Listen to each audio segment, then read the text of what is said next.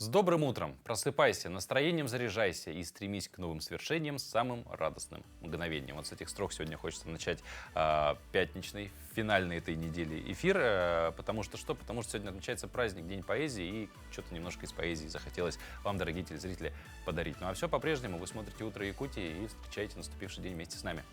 Паша, замечательное начало нашего эфира. Действительно, поэзия, она с нами везде и всегда.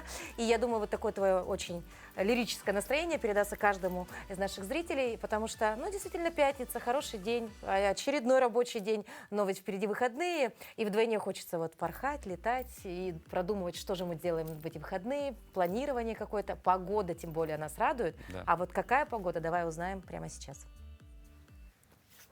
В центральных районах температура воздуха на 6 часов утра была на отметке минус 21 градус. В Заречной группе 29-11 ниже 0. В южных 12-19 градусов мороза, в Вилюйской группе 18-11 со знаком минус. В Нижнеленских 18-12, в западных 16-9 ниже 0. В Колымо-Нигирской группе улусов до минус 39, в Янских 38-16 ниже 0. На северо-западе минус 26, минус 16. В Якутске температура воздуха на 6 часов утра была на отметке минус 17 градусов. Атмосферное давление 744 миллиметра ртутного столба. Ветер 1 метр в секунду. Сегодня днем облачно. Температура воздуха ожидается до минус 8 градусов. Ну, в целом все прекрасно, в целом все весеннее. Ну а далее наши коллеги из информационной службы расскажут о последних новостях.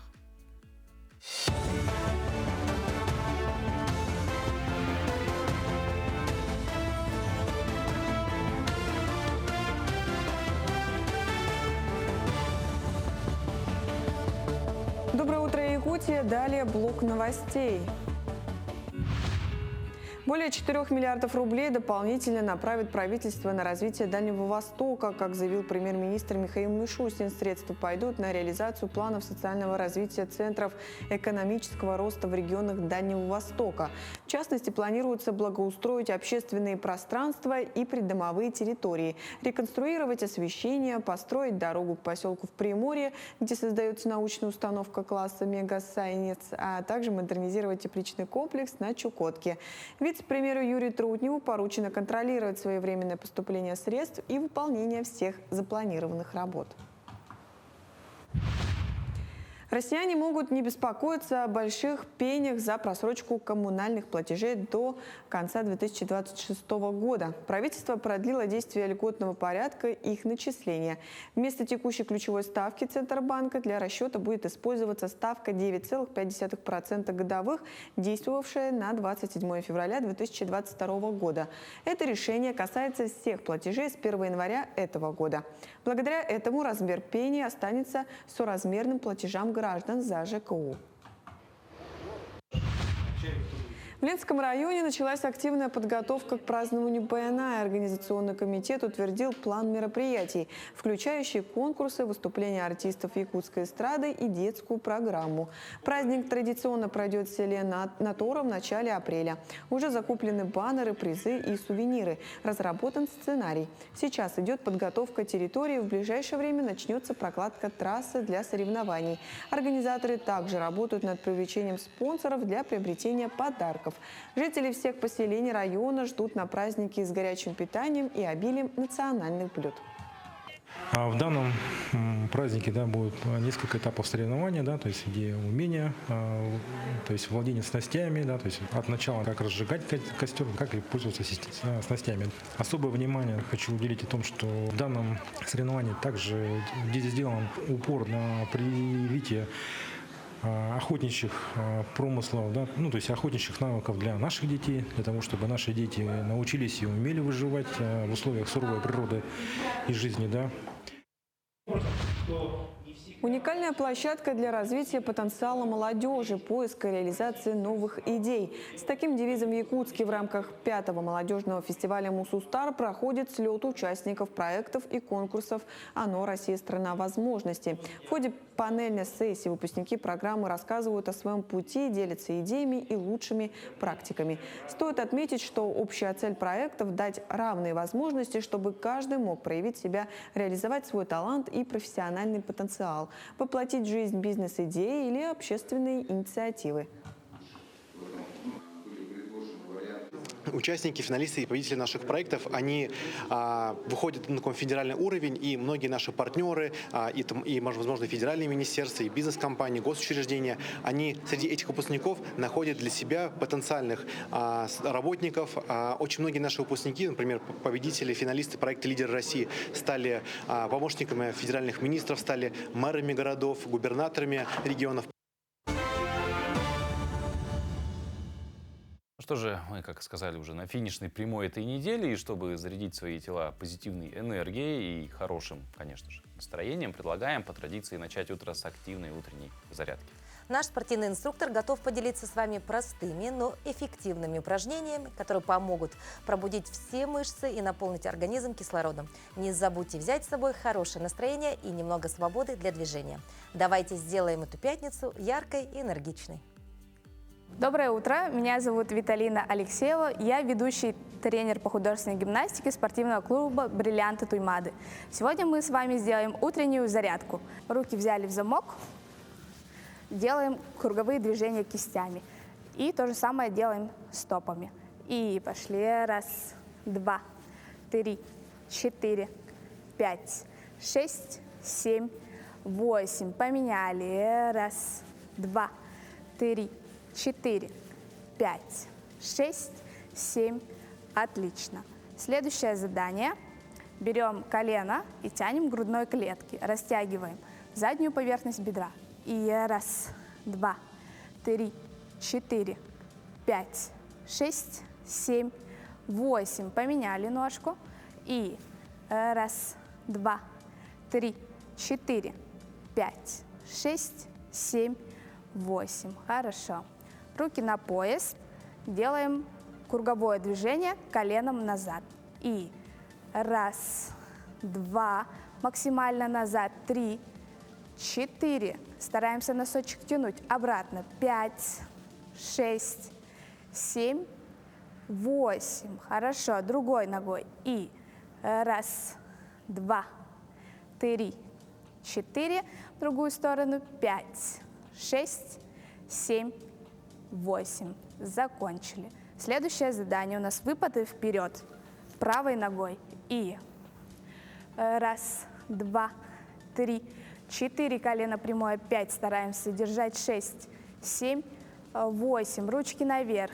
И 1. Удержание. 2, 3, 4, 5, 6, 7, 8. Закончили. То же самое делаем с другой ноги. И 1, 2, 3, 4. Спина ровная. 5. Осанка ровная. 6, 7, 8. И удержание. 1, 2, 3, 4, 5, 6, 7, 8. Всем спасибо. Делайте такой комплекс зарядки каждое утро, буквально 5-10 минут, и у вас будет отличное настроение на весь день. Замечательно, мы движемся далее, утро в самом разгаре. И сегодня у нас в гостях человек, чья жизнь стала примером мужества, упорства и безграничной веры в себя. Анастасия Диадорова, известная якутская пловчиха, серебряный призер Паралимпийских игр, чемпионка мира и Европы, заслуженный мастер спорта России. Ее история вдохновила создателей фильма «Диадорова», который уже совсем скоро выйдет в прокат.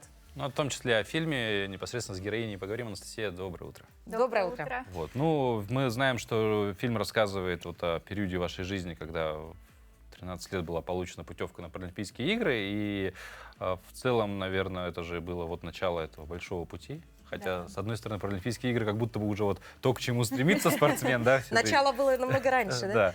Да. Вот. Давайте поговорим о том, как вообще в спорт пришли, то есть в какой момент щелкнуло: спорт мое, я хочу этим заниматься. Я с детства была очень активным ребенком, и я ходила к папе на работу, и там был бассейн. Я там научилась плавать уже там, с 5 лет, я умела плавать. А в спорт я попала, я ходила в реабилитационный центр, там был маленький бассейн, но нас всех собрали и сделали соревнования для инвалидов, на котором я заняла 2-е место. Меня заметила тренер и уже позвала к себе в спортивную группу. Для тех, кто не знает, где все это происходило, где вот есть хорошие бассейны на работе у папы, хороший реабилитационный центр, где все проходило детство? Это было в Москве. В Москве. Да. Хорошо, ну вот и возвращаясь все-таки к фильму, да, как вы восприняли идею о том, что все-таки про вас хотят снять фильм? Это же ведь не про каждому, у каждого в жизни есть такая возможность. На самом деле, ну, сначала я так отнеслась, как будто, знаете, когда много идей у людей, и никто никогда их не доводит до конца. Скептически, да? Ну, как бы не то, что прям скептически, но я была уверена, что это, ну, как бы вот первый импульс, вот такое вот вдохновение, а потом он, наверное, поутихнет. Но в итоге прошло очень много лет с нашей первой встречи с режиссером Сандалом Байшевым, и он довел эту идею Дело до конца. да? Ну, вот как сказали, да, фильм рассказывает как раз вот об этом периоде, да, 13 лет, про Олимпийские игры. Что вот тогда чувствовали, будучи 13-летней девочкой, попав на такие серьезные, главные, наверное, соревнования любого спортсмена? Мне было уже 14, получается, прошел год с момента, как я начала плавать, и, наверное, это стало тем моментом, когда я захотела стать спортсменом, потому что все подружки мои из команды заняли места, и в целом атмосфера спортивная, она очень сильно вдохновляет и дает заряд такой, что хочется в этом быть, хочется в этом развиваться. Ну вот мы сейчас видим буквально немного кадра. Бэкстейдж. Да, бэкстейдж того, как проходили съемки, да. Но вообще в целом, каково быть актрисой? Все-таки спортсмен — это спортсмен. Но ведь вы принимали участие непосредственно в каких-то моментах, да, фильма. Вот расскажите о своих эмоциях. Ой, актрисами очень сложно, оказывается, быть. Проще быть спортсменом, там все очень четко, ты понимаешь, что происходит. А на съемочной площадке это такой, ну, другой абсолютно процесс, на котором я не ожидала, что это так долго происходит. Ради там 2 секунд кадра работает целая бригада, и просто невероятное количество людей задействовано для того, чтобы просто увидеть красивую картинку. Ну, вот говоря про то, что трудно быть актрисой и проще быть спортсменкой, мне кажется, где-то сейчас какая-то актриса говорит наоборот, а в целом вот опыт вот этот новый для тебя понравился, не понравился, есть ли, может быть, где-то какая-нибудь там потаенная мысль, а почему бы еще там какой-нибудь фильм уже, ну, не сыграть там не себя, а вот прям уже персонажа какого-то? Слава богу, у меня не было сцен с диалогами, мне не нужно было учить текст, я просто делала свое дело, плавала, да. И тут, конечно, у меня не возникло мысли, потому что это очень тяжело, очень сложно. Ну, как бы даже для интервью иногда мне бывает сложно, потому что ты волнуешься, кажется, что горло пересохло, голос меняется. Ну, в общем, какие-то такие моменты. Да. Фильм снимался в разных районах, в том числе и на твоей родине. Да? Вот каково это было вернуться к истокам вот вообще себя, своего вот детства, ну и вообще окунуться вновь в тот мир? Мне кажется, это очень важно, что режиссер решил снимать все-таки именно в том месте, где это все произошло, и даже не в том плане, что где это все произошло, а где я провела свое самое счастливое детство. Поэтому для меня это очень классно будет увидеть на кадрах и запечатлить, наверное, на всю жизнь это место. Ну, немножко уже к теме спорта затронем ее, да, и поговорим, наверное, про человека, без которого спортсменов не существует. Тренера, вот ваш тренер Наталья Степанова огромную роль, в принципе, сыграла в вашем становлении. На ваш взгляд, да, что самое важное считаете в отношениях тренера и спортсмена?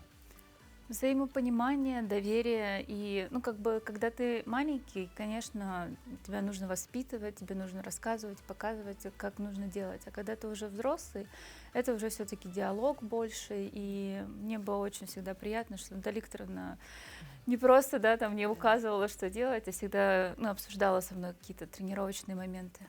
Ну вот фильм выходит в показ совсем вот скоро. Буквально полгода назад вы были в нашей студии. Тогда мы вот поговорили так все, как бы было так образно. Сейчас уже есть фильм, он уже готов.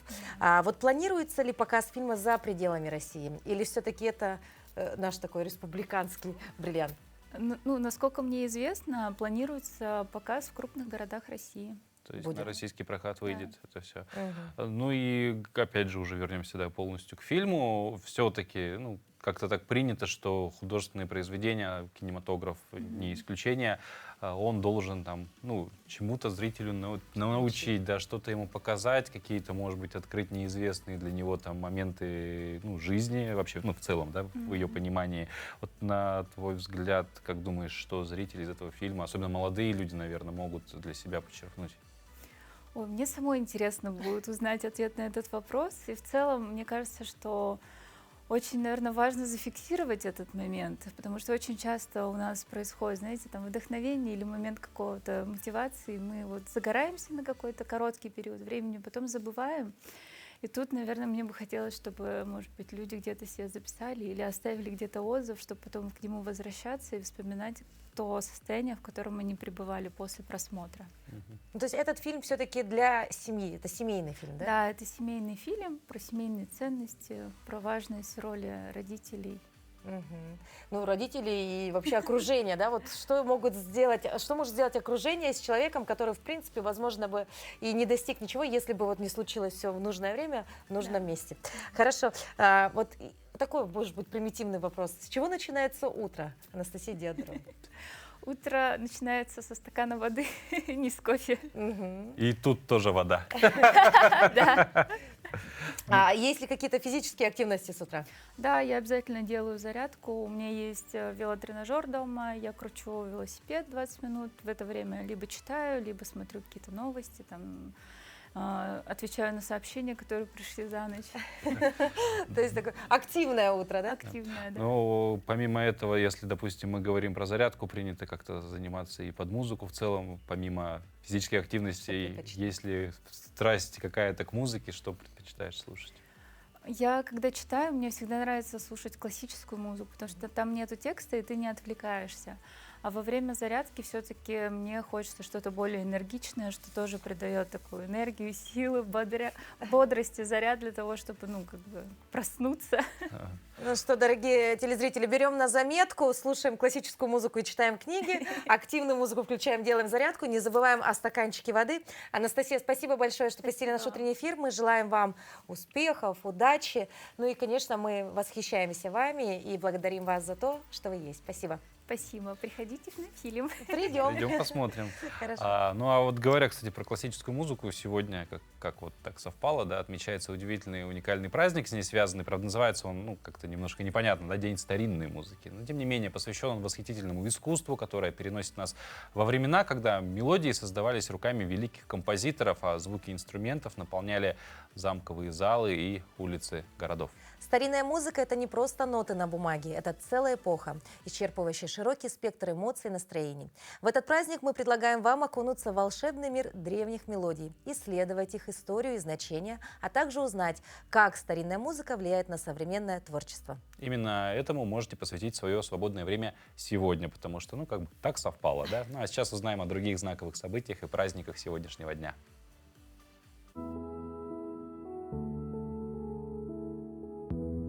На календаре 21 марта сегодня Всемирный день поэзии, Международный день кукольника, Всемирный день людей с синдромом Дауна, Международный день лесов, День коневода-табунщика в Якутии. По народному календарю весенний солнцеворот, вербоносица. Считалось, что именно с этого момента начинается настоящая весна. Этот день в истории. В 630 году в Иерусалим возвращена великая христианская святыня Животворящий крест. В 1965 году в этот день к Луне запущена автоматическая межпланетная станция Рейнджер-9. В этот день родились Модест Мусоргский, русский композитор, Александр Вертинский, русский советский артист, певец и композитор, Леонид Утесов, советский эстрадный артист и певец, киноактер, народный артист СССР, Георг Оц, советский эстрадный и оперный певец, лирический баритон, народный артист СССР. Сергей Лавров, советский и российский государственный деятель, дипломат, министр иностранных дел Российской Федерации. Именины отмечают Афанасий, Владимир и Иван. Как мы уже сказали, сегодня отмечается Всемирный день поэзии. Это искусство способно сильно воздействовать на человека, вызывая широкий спектр эмоций и ассоциаций. Поэзия может вдохновлять, успокаивать или, наоборот, может провоцировать на различные размышления о жизни и чувствах. Да, через метафоры и ритм поэзия передает глубокие истины, позволяя читателю осмысливать собственный опыт и переживания. Кроме того, поэзия способствует развитию чувства языка и эстетического восприятия, обогащая внутренний мир человека. И в конечном итоге она может служить способом самовыражения и понимания окружающей реальности. Нет-нет, да у каждого человека есть любимое поэтическое произведение, и наши коллеги вышли на улицы Якутска, чтобы узнать о любимых произведениях якутян. Есть ли у вас любимое стихотворение? Конечно, есть. Мне нравится очень Борис Рыжий. Там у него есть фраза. Стихотворение начинается со слов «В кварталах дальних и печальных». Дальше я не помню, но оно очень хорошее. Какое ваше любимое стихотворение? К Чаадаеву Александр Сергеевич Пушкин. Можете зачитать пару строчек? Звезда пленительного счастья Россия спрянет на сна и на обломку самовласти напишет нашего имена. Вроде так. Мое любимое стихотворение, когда я в детстве, это стихотворение о Ленине. Чей портрет мы видим дома, в светлой комнате своей. Это Ленин дорогой, это Ленин наш родной. Ой, у лукоморья дуб зеленый. Александра Сергеевича Пушкина. А можете продолжить? У лукоморья дуб зеленый, золотая цепь над убитом. И днем, и ночью кот ученый все ходит по цепи кругом. А как вы вообще относитесь к поэзии? Замечательно. Я очень люблю поэзию, особенно когда стихи рассказывает моя дочь. Это самые замечательные стихи. В копилку сегодняшних праздников мы добавляем день тирамису. Но не мы, а наш календарь добавил. Этот десерт приходится по вкусу многим, поэтому сегодняшний день справедливый повод полакомиться этим самым тирамису. Поэтому обязательно сегодня дома можно вечерком с любимыми дорогими кусочек тирамису да и съесть. Даже если за фигурой следить, от одного кусочка хуже не станет. Ну а говоря про поддержку своей формы, сегодня в этом нам помогают технологии. В первую очередь те, что помогают контролировать количество съеденного. И об одном из таких приложений, а точнее об авторах и их успехе, хотим сейчас немножко рассказать. Итак, 18-летние студенты заработали $24 миллиона за год на приложение, которое подсчитывает калории по фотографии. Call All – это просто интерфейс, который использует нейросети для подсчета БЖУ по фото еды. И все. Тем не менее, за 8 месяцев приложение скачали 5 миллионов раз, чтобы приносить студентам по 2 миллиона в месяц. Вот так, посмотри. То есть, ну, всем Пока уже... ты худеешь, кто-то зарабатывает. Все верно. Ну почему, смотри, вроде бы примитивно все просто, ведь мы уже используем такие программы. Наведи фотографию на цветок, и тебе скажут, что это за цветок, да? Наведи фотографии на блюдо, тебе расскажут рецепт. А вот про похудение не было. Ну, как бы все гениальное всегда, во-первых, просто мы усложняем. И, опять же, суммы, ну, я думаю, никого не удивлят, потому что мы уже давно, да, про эти истории знаем. Кто-то создал приложение, оно... Почему-то авторы на нем очень много зарабатывают, хотя вот я до сих пор не могу понять там экономический момент, как это происходит. То есть какая-то есть капитализация, на чем она основана, неизвестно. Паша, а ты сначала придумай какое-нибудь такое приложение и проверим, как это все работает. Попробуем, конечно, но вот какая идея может стрельнуть? Но вернемся к поддержанию себя в форме. Тут самым главным аспектом является, конечно же, питание. Но не стоит никогда перегибать палку. Если очень сильно хочется вкусненького, то, повторимся, от съеденного десерта картина сильно не изменится. Проблемы начинаются, когда мы начинаем злоупотреблять. Да, ну и раз мы заговорили про еду, то пришло время показать вам, что можно своими руками приготовить. Так что доставайте свои кухонные приборы, открывайте холодильник и принимайтесь за приготовление утренней трапезы. Доброе утро, Якутия! С вами снова я, Дмитрий Лунев, шеф-повар ресторана «Кабинет». И сегодня мы приготовим с вами салат, который я называю зимний. Для его приготовления нам понадобится белокочанная капуста, свежий огурец, любое яблоко, морковь, обжаренная либо отварная курица, какая вам больше нравится, грецкие орехи, твердый сыр и заправка, которая состоит из сметаны 20%, майонез хороший и домашняя горчица. Немного присыпал черным перцем. Можно еще добавить соли, уксуса для кислоты. Ну, в принципе, это достаточно самодостаточная заправка, можно ничего больше не добавлять. Приступаю к приготовлению нашего салата. Для этого я нарежу все соломкой. Капусту. Капуста зимой незаменимый источник клетчатки. Также режу свежий огурец соломкой.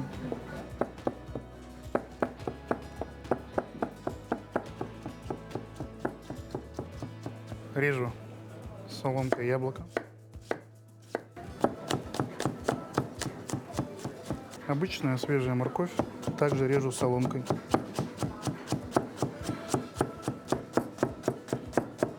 Морковь также богата клетчаткой, витамином А. Зимой также очень полезный овощ.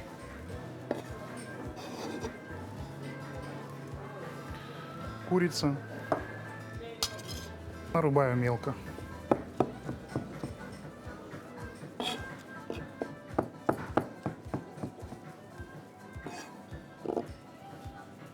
Также мелко нарубаю грецкий орех. Он мне понадобится при подаче.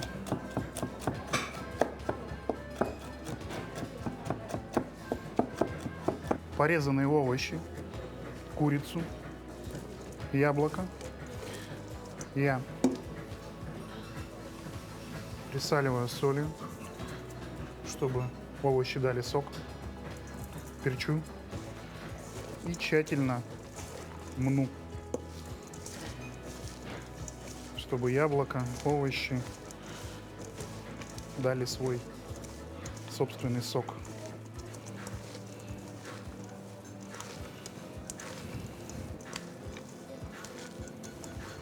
Заправляю салат майонез, сметана, горчица в равных пропорциях.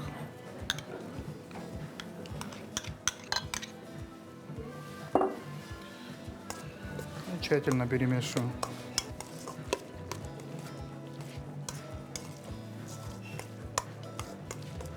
Приступаю к сервировке салата.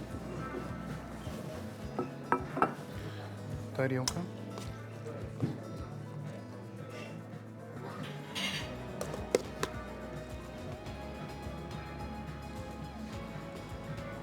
Присыпаю салат рубленым грецким орехом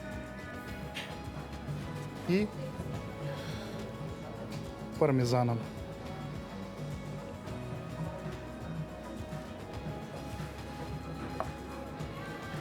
Декорирую свежей зеленью.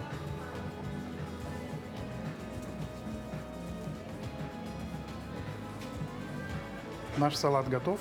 Приятного аппетита!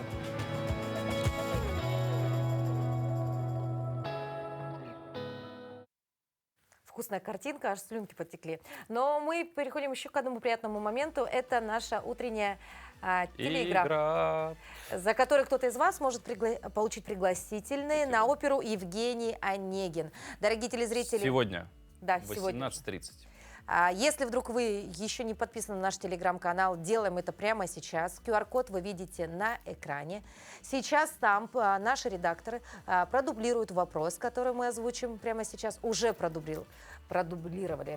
Надо ответить лишь, правильно? Он уже там размещен. Вопрос простой. Следующий. В каком городе родился великий композитор Петр Ильич Чайковский? И, собственно, правильный ответ даст вам шанс получить эти 2 билета и уже сегодня вечером пойти и насладиться прекрасной оперой. Необходимо отметить, что выбираем не мы, не наши редакторы, а выбирает генератор случайных чисел. Правильно? Нет. Оказывается, нет. Кто первый даст правильный ответ, тот и заберет эти прекрасные билеты себе. Так что торопитесь, не упускайте свою возможность. Ну и результаты также будут объявлены в нашем телеграм-канале. Ну а мы движемся далее. Все мы с вами знаем об уникальной способности кошек поднимать наше с вами настроение. Но вот знали ли вы, что настроение они могут поднять не только нам, но и, например, лошадям? Да, как именно это происходит, узнаем далее.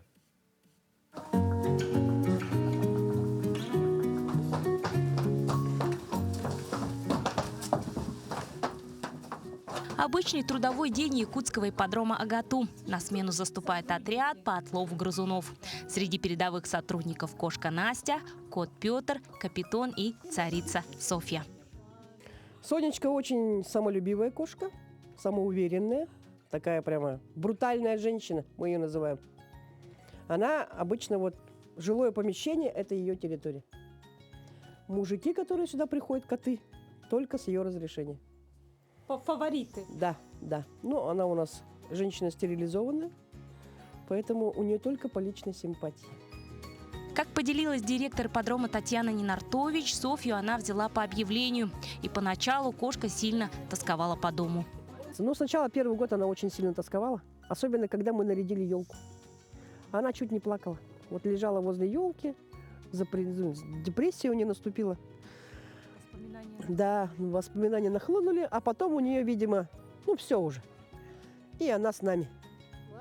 Начала ластиться, начала ходить по конюшне, Первый раз, конечно, лошади ее сильно пугали. Потом она какой-то лошади по мордасам дала. И мы поняли, что все, она уже влилась в коллектив. Бесспорным ветераном конюшни является кот Петя. Ему 8 лет, и он единственный в своем роде кот, увлеченный конными скачками. Это единственный кот, который ходил к нам на конкурный плац, интересовался, что мы делаем. Сам приходит в наш манеж, тоже интересуется, что мы делаем. Приходит в общежитие к студентам. Они уже там ему мисочку организовали, да. Даже в Агату он был. Напугал всех вахтеров. И он очень любопытный. Если что-то там происходит, обязательно он приходит. Мы его называем директор ипподрома иногда, смеемся. Вместе с хозяином, тренером СХПК имени Строда Николаем Громовым, Петя даже побывал на так называемой зимовке в селе Абага Амгинского улуса. Утром тренировки смотрит, на трибуну ходит со мной. Так, работает. Трудится, мышек нету вроде бы. Но раньше много было, крыс много было. Сейчас нету, мало стало очень. Наши ребята рассказывали, что когда они приехали в Абагу, вся деревня была в шоке, потому что Петя ходил до правления и обратно. Вместе с ними и без них. Представляете? Новые лошади приезжают, он всегда идет смотреть. Да. Да, вот все мы смеемся, что вот настоящий завхоз ипподрома – это Петр. В отличие от Петра, кошка Настя больше времени проводит в конюшне. Массирует лошадям спинки, питает к ним нежные чувства. Настенька. Там-то тепло, наконец. Да, Мария? А вот кот по кличке Инвалид на контакт идет неохотно. Так и проспал в углу, пока коллеги позировали на камеру. Короче, он к нам попал с рваной раной бедра. Мы сначала почему-то подумали, что это кошка. Называли его инвалидка. А потом пришла девушка-ветеринар и сказала, что это инвалид. Ну, просто стерилизованный был, поэтому... Да. Он к нам попал стерилизованный. И мы его обработали ветеринарными препаратами. И у него быстро вообще зажило все. Но из-за того, что он был немножко больной, остальные здоровые коты его права попинали. И поэтому он живет в конюшне и оттуда носу не кажет. Как объясняет директор ипподрома Татьяна, в любой конюшне мира всегда есть кошки. В первую очередь это, конечно, борьба с грызунами, но, как показывает практика, это еще и про настоящую дружбу. Известно, что пушистые терапевты положительно влияют не только на людей, но и у лошадей снижают тревогу. А это, в свою очередь, хорошие результаты на скачках. Надежда Кузнецова, Владимир Павлов, Якутск. Пятница – это традиционный день выхода новых выпусков печатных изданий. О каких главных событиях можно прочитать в свежем выпуске газеты «Якутия», узнаем прямо сейчас. Здравствуйте, дорогие телезрители! Коротко о самых интересных новостях главной газеты республики. Министр молодежи Якутии Петр Шамаев, ушедший на СВО в сентябре прошлого года, после получения тяжелого ранения проходит лечение в госпитале. Впервые он рассказывает о том, как воевал, к чему не смог привыкнуть, как проходит лечение и о тоске по родным. В Якутии в эти дни проходит молодежный фестиваль «Мусустар». Одним из самых интересных мероприятий фестиваля – это кулинарный поединок «Секреты шефа». Бой обещает быть особенным, ведь конкурсантов ждет не только проверка мастерства, но и шанс внести свой вклад в развитие гастрономического искусства Якутии. Легкоатлетическая эстафета на призы газеты «Якутии» проводится с 1944 года. 25-й раз в ней приняла участие горожанка Зоя Безвеконная. Этот рекорд никем не побит. Интервью с рекордсменкой читайте в пятничном номере. Недавно две якутянки побывали на встрече с президентом России Владимиром Путиным. Сегодня наш гость, одна из них, медик Зоя Степанова. В апреле в Якутске пройдет заключительный этап Всероссийской олимпиады школьников по физической культуре. Заявки на участие подали более 80 регионов. Все подробности о том, как республика готовится к масштабному и уникальному мероприятию, какие возможности сулит олимпиада школьникам, в этом номере. Также на странице газеты вы узнаете, когда закроются переправы, кто же стал самым классным руководителем, почему прилетал в Нюрбу герой Советского Союза, летчик-истребитель Михаил Девятаев, из чего мастерит свои уникальные куклы рукодельница из Нерюнгри и многое другое. Будьте с нами, читайте Якутию, хорошего вам дня! Еще сегодня день, как нельзя подходящий для планирования своего досуга. В эти выходные разнообразить свою жизнь можно разными способами. Ну, например, учитывая сезон и погоду, можно посвятить себя активному отдыху. Накануне мы рассказали о новинках, киноновинках, которые можно в эти выходные уже посмотреть на больших экранах. Еще один вариант досуга – это поход в музей. Об этом поговорим подробнее и расскажем далее об экспозиции, которая представлена в Национальном художественном музее. В Национальном художественном музее продолжает свою работу выставка всемирно известного скульптора, ювелира, графика Даши Намдакова. И сегодня я хочу вам рассказать об очень привлекательном образе в мировой культуре в целом, о Минотавре. Но Даши Намдаков на основе греческого мифа создает свой уникальный бронзовый образ. И перед нами уже не привычная картинка этого мифа, а скорее рассказ о внутреннем через внешнее. Гармонично соединив разные культуры и временные пространства, образ Минотавра Даши Намдакова приобретает полифоническое смысловое звучание. Вот посмотрите, например, у него во лбу появляется третий глаз. Это символ, который пришел из религиозно-мифологической картины мира индуистов и буддистов.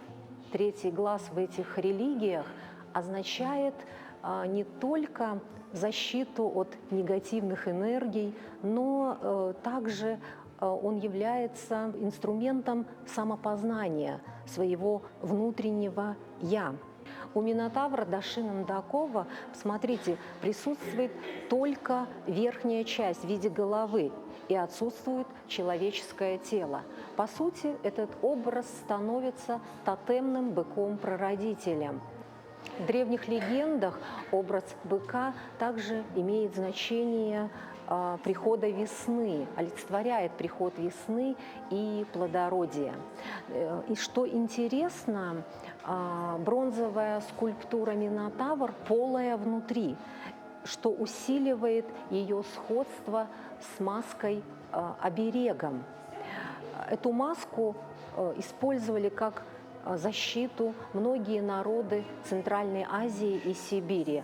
А орнамент в виде рогов очень популярен в различных ритуалах, в посуде, в предметах быта, в одежде. Хочется отметить, что образ Минотавра не покидает Даши Намдакова уже много лет. Вот совсем недавно, в 2022 году, его приглашают художником в Большой театр для постановки балетного спектакля «Лабиринт». Этот спектакль «Цари» был поставлен по пьесе аргентинского писателя и драматурга Хулио Кортасара. И теперь понятно, почему эта работа так привлекла бурятского скульптора. Ведь в этом спектакле балетном образ Минотавра выступает внутренним подсознанием, внутренним демоном этих самых царей. Тесея, Миноса. И главная тема спектакля – сможет ли человек преодолеть в себе внутреннего демона Минотавра и сможет ли в нем взять верх человеческое и гуманистическое начало. Что ж, скоро совсем мы ожидаем в нашей студии еще одного гостя. Поговорим тоже, кстати, на тему спорта и на тему очень важного мероприятия, которое проходит в Якутске сейчас. Ну а прямо сейчас передадим слово нашим коллегам из информационной службы. Они расскажут о последних новостях.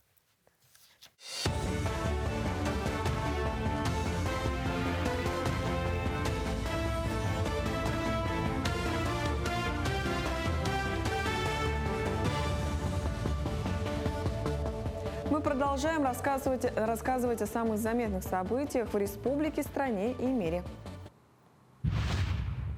В Якутии с начала года к сетевому газу подключили свои дома 178 семей. Лидером по подключениям стал Якутск – 85 домовладений. Далее следуют Вилюйский, Мегино-Кагаласский, Верхневилюйский, Горный и Чурапчинский районы. Об этом сообщил генеральный директор Сахатранснефтегаза Алексей Колодезников. Он напомнил, что в республике действует система субсидий для льготников на заключение комплексных договоров газификации, которые включают все этапы от проектирования до установки оборудования. Якутия сейчас занимает 10-е место в России по выполнению программы социальной газификации на 2025 год. Долгожданное весеннее потепление в Нерюнгринском районе принесло с собой серьезные неудобства как пешеходам, так и водителям. Непрекращающийся уже несколько дней подряд снегопад серьезно осложнил дорожную обстановку. Метель и гололед усложняют движение по дорогам и тротуарам. Регулярно возникают сложные дорожные ситуации. Возросло количество дорожно-транспортных происшествий. Учитывая обстановку, накануне было ограничено движение большегрузного транспорта на федеральной трассе А360 Лена. На текущий момент ситуация нормализовалась. С началом выпадения осадков на территории Нерюнгринского района зарегистрировано 5 дорожно-транспортных происшествий, без пострадавших. На данный момент на федеральной автодороге А360 Лена с 268 по 504 километр осуществляется дозированный пропуск большегрузных транспортных средств. Автопатрули госавтоинспекции несут службу на федеральной автодороге в круглосуточном режиме и осуществляют регулирование дорожно-транспортного движения и оказывают помощь водителям, оказавшимся в чрезвычайной ситуации. В Усть-Алданском Улусе с успехом прошла переходящая школа Олонхо, проект научно-исследовательского института Олонхо. В течение 2 дней участники посетили лекции по исполнению Олонхо, определению якутской породы лошадей и проектированию ритуально-обрядовой части эпоса. Кроме того, в рамках подготовки энциклопедии Олонхо по распоряжению главы республики работали с потомками олонхосутов. В институте отметили высокий интерес жителей Улуса к олонховедению. Например, наш коллега, кандидат филологических наук, фольклорист Марьяна Тимофеевна Сатанар озвучила, рассказала лекцию на тему Олонхо и фольклор якутов, в котором она осветила мировоззренческий аспект Олонхо по результатам ее исследований. И вчера очень много слушателей собралось, 140 человек. В квартале труда проходит финал конкурса «Туристический код моего района», который проводится в рамках молодежного фестиваля «Мусустар-2025». В финале представлены лучшие видеопроекты о туристическом потенциале районов Якутии. Напомним, в заключительный этап из 30 участников вышли 10 команд, в том числе Алёпинский, Нурбинский и Сунтарский районы. По итогам конкурса жюри определит 3 призовых места.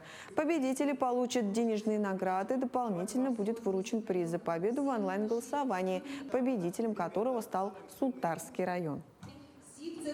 Основная задача конкурса – это раскрыть туристический потенциал нашей республики. И как раз финалисты в виде видеоролика должны показать весь свой потенциал, историю района, рассказать, какие туристические места там есть, как туда добраться. То есть должны полностью раскрыть свой туристический потенциал в видеоролике длиной не более 5 минут. В Сунтаре очень много интересного, культура. СССР у нас неповторимый, нигде не повторяется. Мы работали большой командой. Нас сплотила наша Таня Береютена, хозяйка Береютена. И ей очень благодарна. И сейчас мы уже стоим тут. На этом все. Хорошего дня и оставайтесь на нашем телеканале. Огонь изо льда. Думаете, вообще возможно ли такое? Необычный арт-объект появился в парке села Майя Мегнокангаласского района. Его автор, местный житель Архип Скрябин, более 20 лет занимается скульптурами из льда и снега. Ледяная круглая линза установлена на постамент, и любой желающий при солнечной погоде может с помощью нее легко воспламеняющиеся предметы что сделать, Даша? Получить огонь. Посетителям парка идея понравилась, особенно детям. И мы сейчас видим кадры. Вроде бы очень такая примитивная идея, но, видишь, людям нравится. Посмотри, огонь добыть оптика можно. И физика, да. И все просто. Это закон физики. В детстве мы все же пробовали поджигать бумагу с помощью стеклянной линзы. В солнечную погоду быстро загорается, но сжечь лучше не бумагу, а паклю или войлок. Из льда можно добывать огонь, а из огня воду. Огонь топит лед и дает воду, а лед с помощью солнца может дать огонь. Хотел людям это продемонстрировать. Дальше тоже говорим про физику, но не физику, которая как наука, а физика как наше физическое состояние. Художественная гимнастика — это не только физическая подготовка, но и духовное развитие.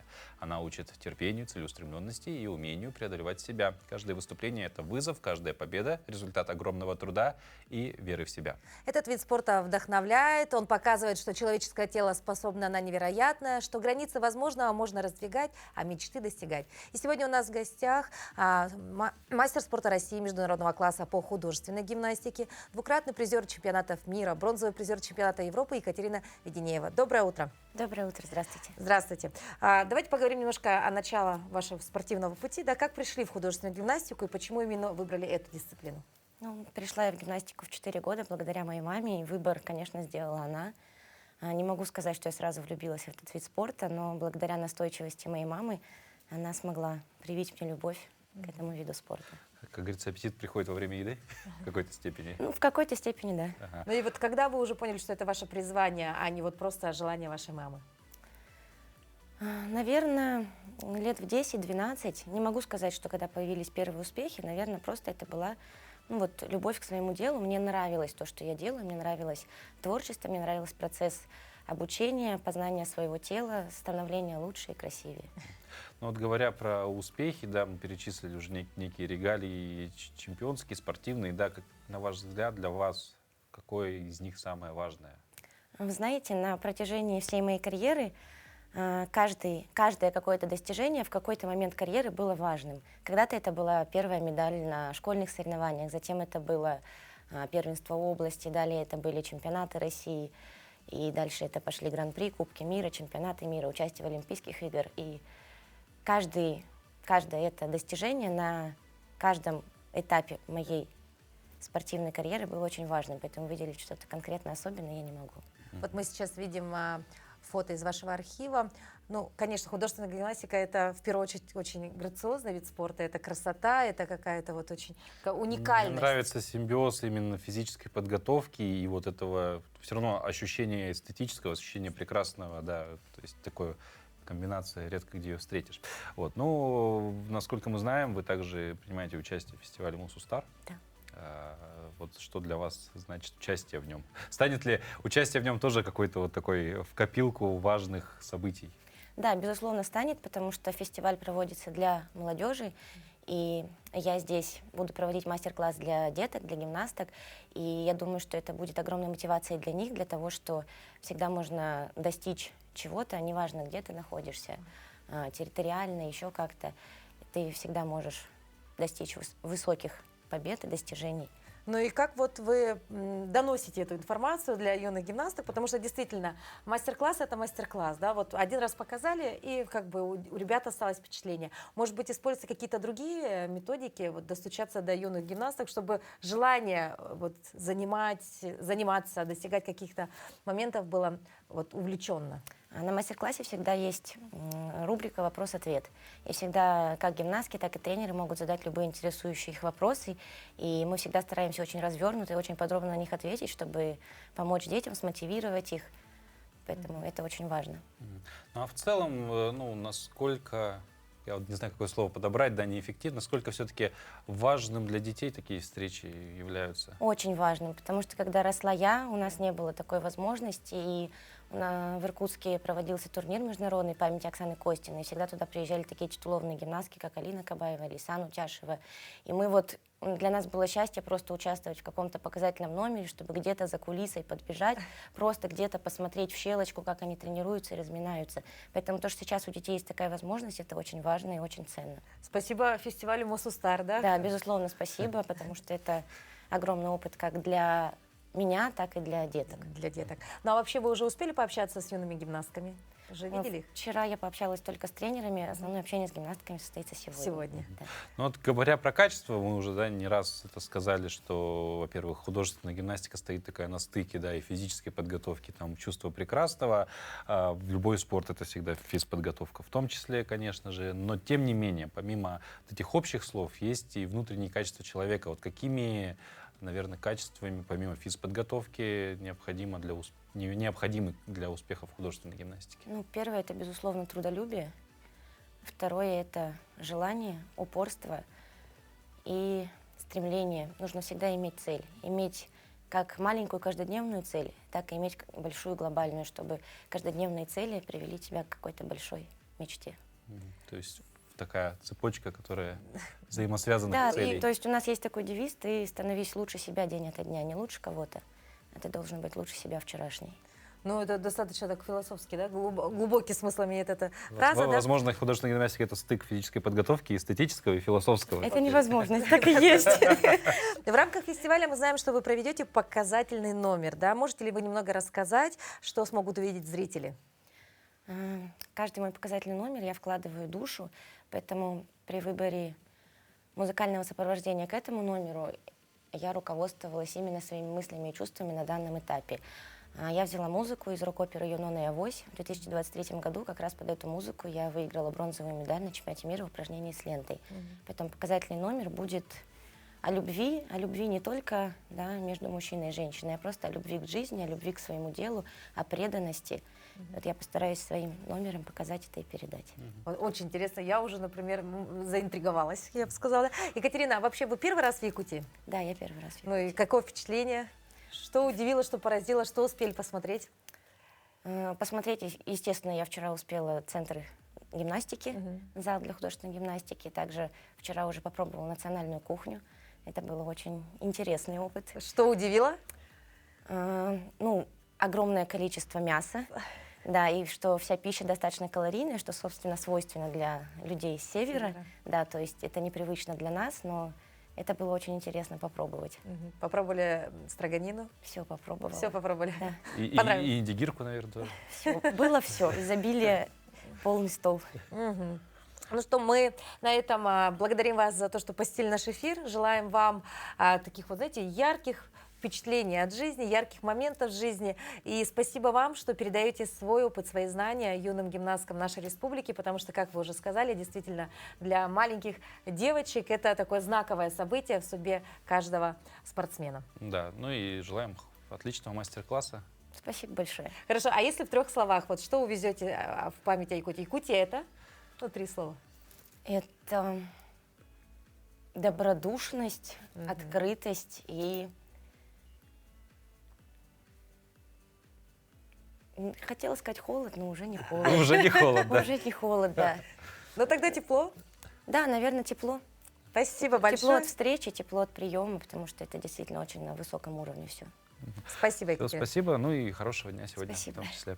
Вот. Ну а с вами, дорогие зрители, мы прощаемся потихонечку, полигонечку. Сегодня пятница, по традиции мы, конечно же, любим пятницу завершать пятничный эфир какой-то музыкой интересной. Ну и сегодня такая классная весенняя тема, немножко про любовь к миру, по большей части. И вот ее мы, скорее всего, сегодня послушаем. Вам желаем отличного настроения, хорошего, конечно же, дня. На следующей неделе наши коллеги вновь скажут те самые заветные слова «Доброе утро, Республика». А еще, забегая вперед, хотелось бы отметить, что на следующей неделе эфиры будут необычными. Ну и весны вам в сердце. Все?